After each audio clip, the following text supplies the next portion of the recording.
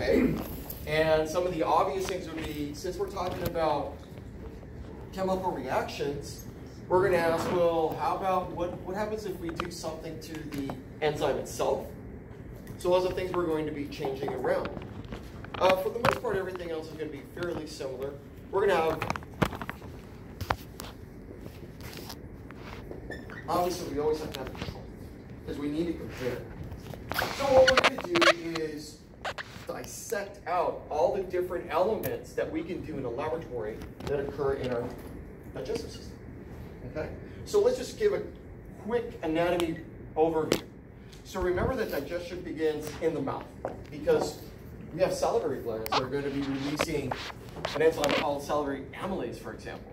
Right? So when you start eating that bread and you keep chewing on it, it becomes a little bit sweeter in your mouth because it's breaking down some carbohydrates. So once we swallow our food, obviously it's going to go down the esophagus, hopefully you recall that, and then it's going to go and follow through the digestive tract, the rest of it, like our stomach and our intestines, right? Our small, large intestine, then that's it. But what we have to keep in mind is that there's areas which she's prepared this for you, okay? So she's kind of colored in here, it looks like a little shade of lavender or something. So we have our salivary glands, for example, we have our gallbladder, liver, and pancreas. So remember that these are examples of accessory organs, so they don't come into direct contact with your food. Right? Okay, so they don't come in direct contact with your food. The other thing that we want to review or recall is the fact that it's just one long tube. Kind of weird, right? That our body is just, we have one long tube that starts from our mouth and goes all the way out our body. So in a funny way, that's the outside of our body. That's still the outside. He's still the outside. He's still the outside. All the way through, it's still the outside. So we have certain things that are going to divide up that long tube.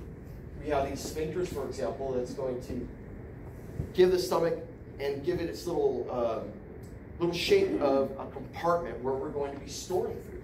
The stomach is really where we end up storing a lot of food. It kind of stays there. We also have pH in there. It's a very acidic environment, which is going to break things down like, well, really, the hope of that pH is to kill off any bacteria, because we're unfortunately consuming bacteria all the time. So let's start off with the most delicious thing ever, chocolate chip cookie. Okay, if you don't like it, that's fine. Whatever favorite cookie. Okay, you don't like cookies, okay, whatever you really enjoy, but it has to be fatty, all right? So in our example, we're dealing with, believe it or not, there's just a bunch of fat and sugar in there. That's why it's so good. That's why it's so good. So what is it really that we're dealing with? Our cells cannot deal with all that fat.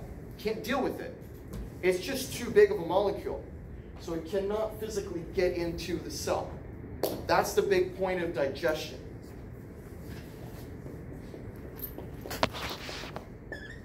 So these molecules are too big, so we're going to call these macromolecules. And the one we're interested in today is fat. So this thing is a fat molecule, so you have a lot of that in butter. Just usually what they're going to be using in chocolate chip cookie. So we have a triglyceride, and it's saturated. So recall that saturation means if you look at the carbons, I don't know if you can see this from here, but I'm going to draw it over here so I'm sure you can. You have essentially a chain of carbon atoms, with a lot of hydrogens. I'm not going to draw all of them, just a few, so on and so forth. So if you notice, it's just a straight line. That is, by definition, mean it's saturated. Unsaturated would mean one of those bonds is a double bond. So it would look like this.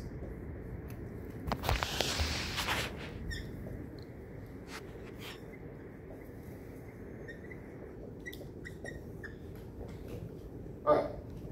So this cannot get into our cells. It's just too big. We can't deal with it. In order to do that, we need to break it down. We're going to break it down from fatty acids and monoglycerides.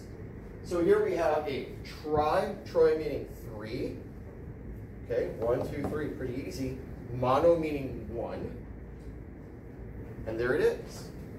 And then we have those. So you can already tell that something happened chemically to give us some fatty acids and a monoglyceride. This we can deal with. Our body's like, oh yeah, I don't like this stuff. It's gonna get right in there, right in there. That's a problem sometimes, right? Do you wish you could just eat all this fat and like no problem whatsoever with it? Well, your body's so efficient.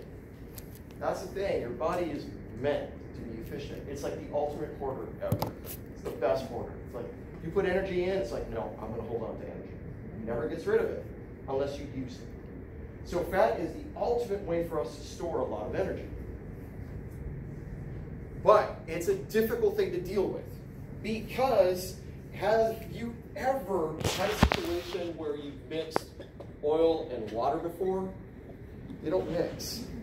So if you've ever had, or oil and vinegar, whatever you're making a salad dressing, for example, if I were just to have some water in a beaker, right, and I start dropping into it some oil, you're not going to have the oil isn't just going to go in there and just diffuse out. No, you're going to see droplets. Why is that? Keep in mind, there's a key word you need to keep in mind. Hydro, let's finish it. What's oil? Is it hydrophobic or philic? Phobic. Phobic meaning fear. So it doesn't like it. So it's gonna just sort of like huddle together. Like, man, I don't like this water. It's all grouped together and it's like fearful. It's weird, right? It's fearful of water. But it doesn't like it at all. And water doesn't like it either. It's like, I don't like it. The feeling is mutual. So in order to deal with it, one of the things we end up doing is we have to kind of break up these bigger blobs or globule of triglycerides. We need to break them up to then later enzymatically treat it. So from here to here, it is not enzymatic in this drawing. From here to here, it is. So let's give it some names. So the thing that we do is we have our accessory organs. The accessory digestive organs, which I showed you. This is where we're dealing with bile salts. And where do they come from? From the liver. Remember, that's where they're made, but that's not where they're stored. So once we end up consuming something, that bile, and it's actually just a little, it's like it spits it out. It's not a continuous flow. It just kind of spits it out. So it spits out a little bit at a time, and when does it do it? Well, when you're eating. Why do it any other time? Your body doesn't want to waste any time or effort. And the key word for today is emulsification. In fact, cooks use that term. Professional chefs will use that term. When you're trying to mix oil and water, oil and vinegar, you produce an emulsification. So anybody want to make their own salad dressing at home? All you're going to do is you're going to grab some oil. You're going to have some vinegar, if you want vinegar. Go for some balsamic if you want to give it that bitterness. You can also do it with lemon juice if you want. But what do? You just pour it in and stare at it? No. Go grab yourself a whisk or a fork and start whisking it. As you start doing that, you emulsify it. So that's the term that's used commonly. So now we have these fat droplets. There we have fat droplets. There are now these triglycerides. We have not enzymatically treated. What do? We made it smaller. Why did we make it smaller? So we can now start digesting it. We haven't even started digestion yet. Not really. This is sort of, let's organize things. Your body's going, let's organize. So here we go. What's the enzyme involved we're going to be dealing with? Now, we don't even need the word enzyme here. We don't. It says lipase. So I know that Dr. G's already mentioned, when you see ASE, you have to think enzyme, always. Translate it in your head immediately. And it's an enzyme of what? Of lipids. Okay. So it's an enzyme of lipids. Oh, it must break those things down, right? Exactly. So now we're going to undergo chemical digestion. No chemical digestion. Don't be confused if there is a multiple choice question, because she might test your knowledge of that. this is not a chemical digestive process at all. It's just taking these droplets, separating them out, and covering them up in bile salts. That kind of helps make it a lot easier for the chemical process to take place. So what do we have left? The fatty acids and the monoglycerides. The same thing. This is the entire lab for today. This is it. That's it. We all get to go home now. No. Soon enough we will, but this is the entire lab. What are we going to do? We're going to be modifying some of these conditions.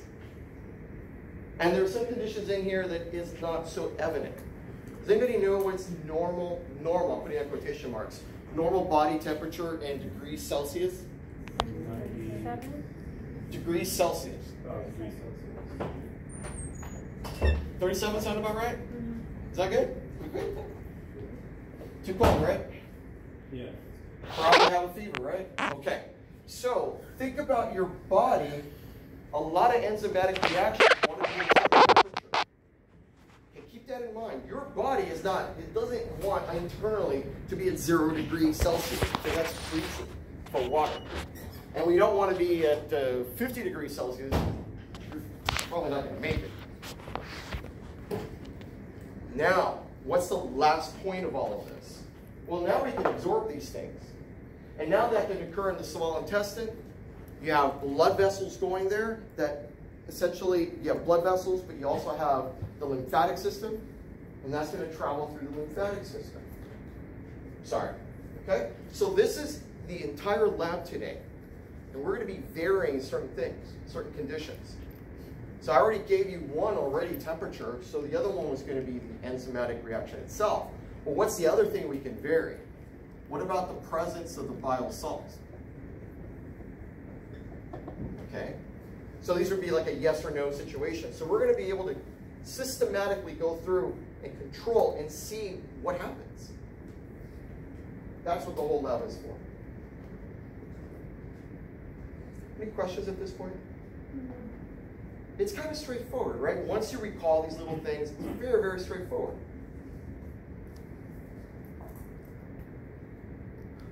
We're not going to add lipase, though. How disappointing. But we have something else. We're going to add a specific chemical that has lipase. We're not going to add it directly. We're going to add something else. Pancreatin, and it's in the back of the room. So that's going to represent the enzyme, okay? When you see pancreatin, you got to think, oh, lipase, right? When you see bile salts or no bile salts, what's the key word? Emulsification. Emulsification. So we're either going to add it or we're not going to add it. And then the other thing we're going to vary is temperature.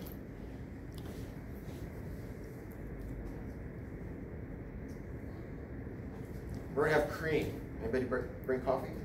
Mm-hmm. So bile salts are going to be the emulsification, and we have the pancreatin solution, which is lipase to chemically digest fat from triglyceride to fatty acid. All right, so there we are. That's it. We're going to have some ice, and we have the hot plates in the back of the room. What are the chemicals we need to add to see what's going on? So let me just give you this. We need to see reactions occurring in order to make it visual so we know what's going on. Let's just put an indicator. Let's just give it something. So color, we see color pretty well, most of us. So let's give it a pH indicator. Remember, pH indication means we're looking at the acidity. For that matter, is it alkaline? Which is another word for base. So if it's blue, it might change to yellow. So if it changes to yellow, that means it's very what? Acidic. That's the only note you want to put, and make sure you don't miss that point. Okay? You want to make sure that's in your notes. Like, just remember, guys, if it's yellow, it's acidic. When it's blue, it's basic. Okay? That's it. What we're going to be dealing with here is a strong base. So we have sodium hydroxide. So I'm going to write this on the board so we don't forget, okay? So we have our pH indicator, and let's see what it says. Okay, blue it could change to yellow. And that's going to represent acidic. And this is going to represent the base. Okay? All right. So let's look at some of the conditions, which is written out for you in your lab manual. So if you look at it, we're going to have more than only 3, okay? So let's just start out with the easiest ones. We're going to have our cream, and notice you're going to add exactly 5 mLs. Please measure it carefully. You're also going to add the pH indicator. Notice you're still adding that. Now you're going to add the base as well. If you look at it so far on those 3 conditions, you're adding the drops. Notice what it says to give you a heads up, is you're adding the drops of sodium hydroxide until we get blue. So we're adding drops until it gets blue.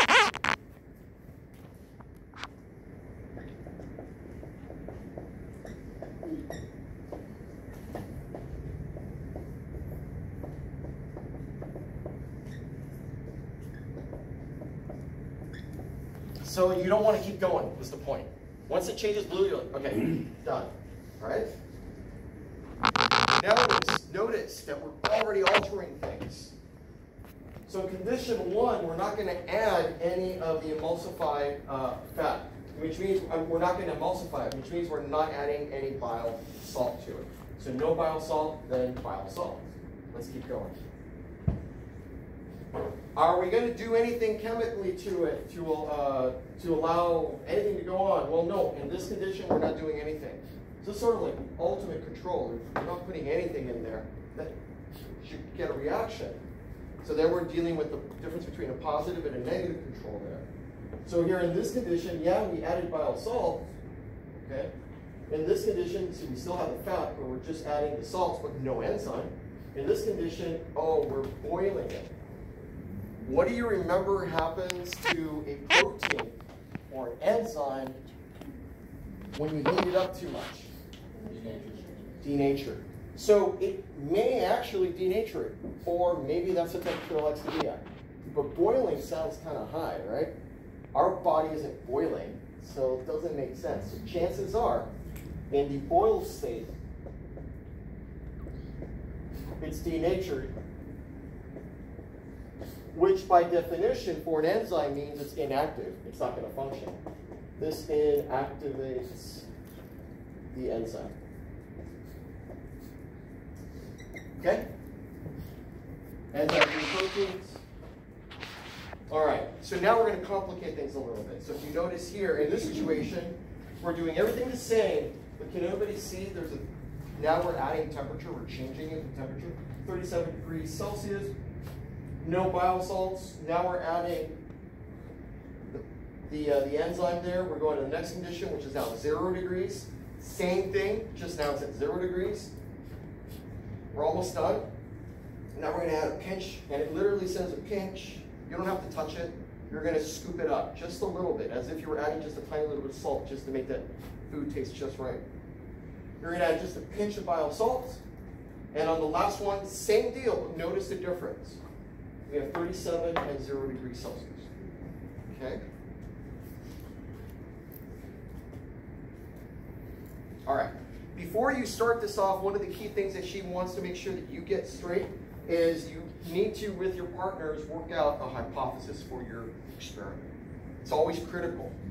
And I know that she's going to want to make sure that you understand that, because that's going to somehow show up on your examination.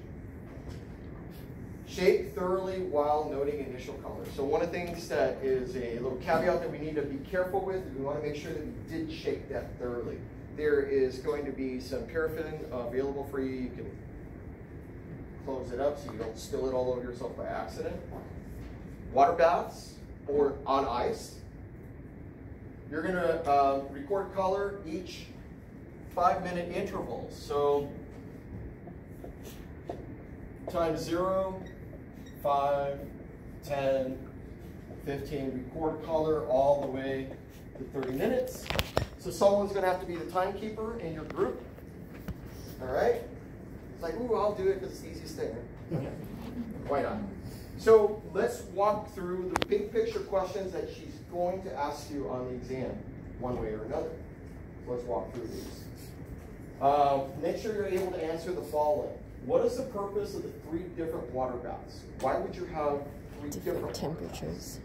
Okay, remember, temperature is going to affect the actual enzyme itself, how effective it is. What is the purpose of the blue? Okay, the bromomethyl blue. Well, that is an indicator for something. What about the sodium hydroxide? Well, don't these work? Isn't this sort of kind of work together, right? We have to alter the pH. And what's the purpose of test tube 1? Look at it carefully, test tube 1, what it does not have. You're going to be able to ask if there's fatty acids present. Now, you're not going to get any fatty acids in the beginning. You're going to get them if you go through the whole process of digestion. So which conditions are a requirement for us to get that? Go back to the first 2 slides, right? Go back to the first 2 slides. What chemical reaction occurred in these test tubes? So now you can discuss it. What is the effect of emulsification? In other words, why is this important? How is this helpful? Who cares? It's one of the, who cares about this? Well, we care, because if we don't emulsify the fat, we're going to be in a very big problem, because our enzymes are not going to be able to fully break down what we're consuming. What was the effect of temperature on the digestion of fat? What about the enzymatic function? So now we're going through each column and describe the data that supports your conclusion. Okay? And the very last slide is, that's it, we're done. All right, so all the equipment that you need is back